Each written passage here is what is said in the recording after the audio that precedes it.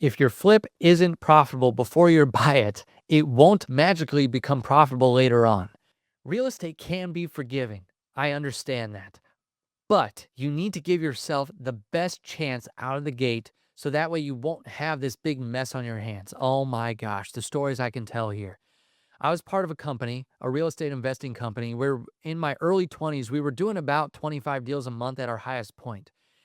Boy, did this one hit us right between the eyes. We had some stinkers where we acquired a property and later on, oh man, we just, not only were we not profitable, we were going to lose money, but we didn't have a good process up front to make sure that we were building that profitability in no matter what. Sometimes we took slim deals.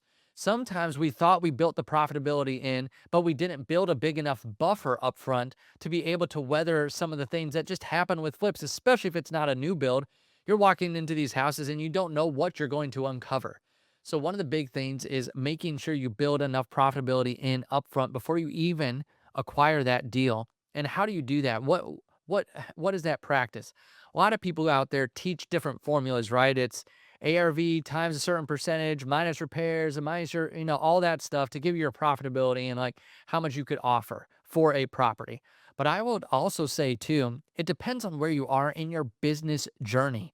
If you are starting out, I don't want you to start to do deals that are slim deals or that could set you backwards before you even put yourself into the real estate game. I just talked to a lady last week. She is newer to the real estate world.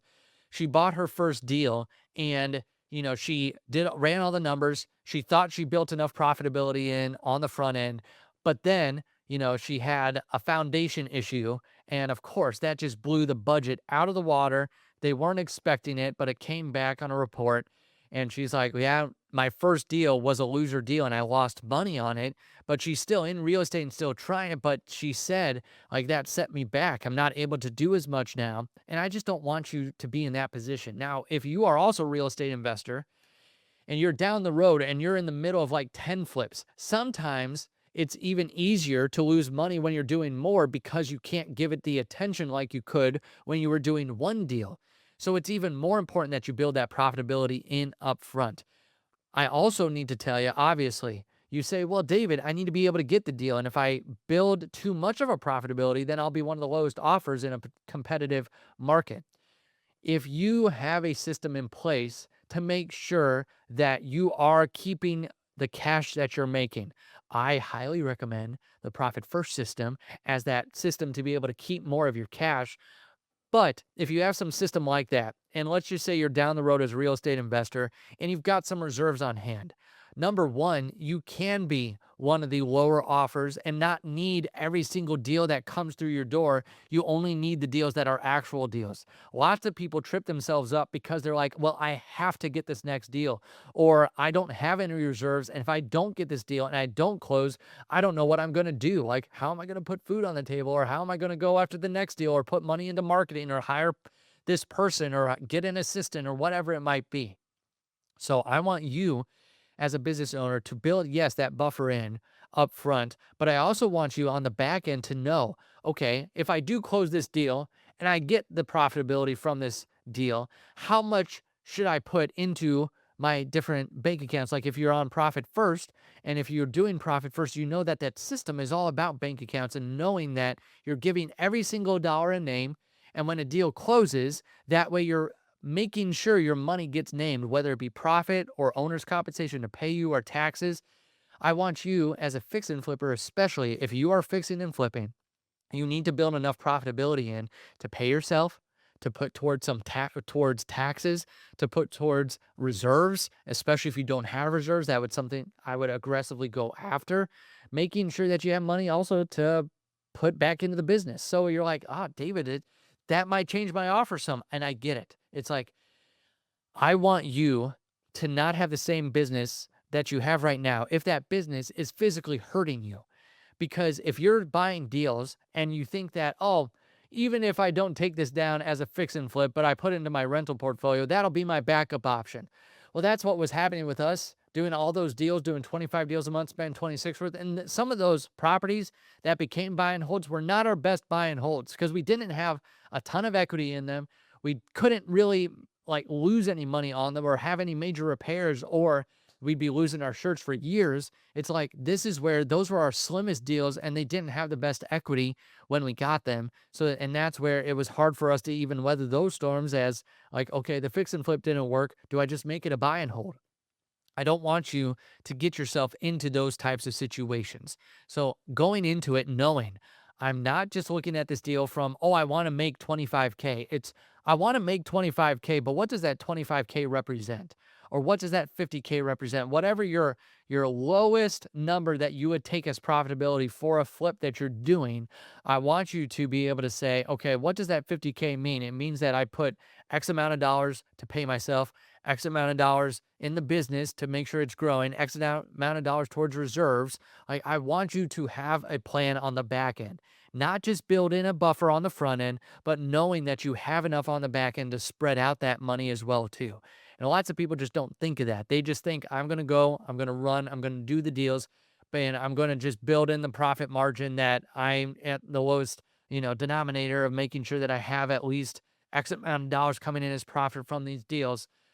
But is that really getting you what you want from the dollars that hit your bank account? So it's like, maybe you have to raise that threshold of like, I thought I could just do a 25K flip, but 25K is not enough. It has to be 35 or 40K, which changes your numbers. So it's really reverse engineering and understanding how much do I want to end up with, and where is that money going to go? Versus just, oh, someone told me a formula and this is how you get an X percentage on this deal, and that would give me around $30,000 and that sounds good. That's a recipe for disaster and not really going to give you the buffer you need, because usually if you know where the money's going to go on the back end, you're already building a buffer for some things that might be like the foundation issues that creep in, or the things that you weren't expecting, that there's termites, or that there's all these things that can happen inside the fix and flip world. I don't want you to be caught off guard, especially on the money end, because that's the part that really matters. At the end of the day, you're in real estate, but you're just trying to acquire the money that the real estate provides. That is your widget. That is the thing that you're selling. We have to be good at knowing where the money should go and how to build that in from before we even make that offer on this deal, and how we make sure that as a business owner, we build all that profitability in upfront and we know where every dollar is going to go once the deal closes. That's where I want you to have that confidence even before you take that deal down or put that offer in. It's like, how much do I really want from this deal and how much do I want on the back end? That will give you more confidence. Then when that deal closes, you'll be able to say, okay, here was my plan. Here's how much I made. If I made more, great. I'm going to put more towards the reserves or more towards paying myself. Or if you made less, it's like, okay, at least we still had the buffer. Now we're just going to have to adjust how much we put into certain accounts. I want you to have that confidence. I want you to know that you close the deal. Where's that money going to go? Where did it come from? And I want you to make sure that as a business owner, especially in the fix and flip world, that you can weather the storms that a lot of fix and flippers face. You might face the cash crunches. You might face the things where of like, hey, I'm going out there and now I've got several flips in a row, and maybe you're in a cash crunch because you're putting all your money towards those flips and you're not sure where all the money has gone. I want you to build enough of that buffer up front, because if you don't, that profit, like I said at the beginning, is not going to magically appear. It's not going to magically save you. That different exit strategy, if you keep doing that over and over again, is also just going to shoot you in the foot as well too. So really having a game plan up front, how much profit do I want to make, and what does that profit really mean to me, will go a lot further than here's the X percentage of what I'm trying to build into here. And man, I hope I make this percentage at the end, and I hope I make this certain dollar amount, because if I do, I'll just put it back into the business and I'll be able to keep going. You need a better plan. You need to know where every dollar's going even before you put that offer in. And then from there, knowing on the back end, hey, were we able to make that amount? And now I get to allocate that money, and you're in control of the money versus your fix and flip company controlling you. Thanks for spending time with me today. If this episode gave you clarity or a new perspective, be sure to like, subscribe, and comment below. If you're ready to apply what we talked about today with real guidance and accountability, visit profitrei.com to schedule a free discovery call with us to create your path to financial clarity and freedom.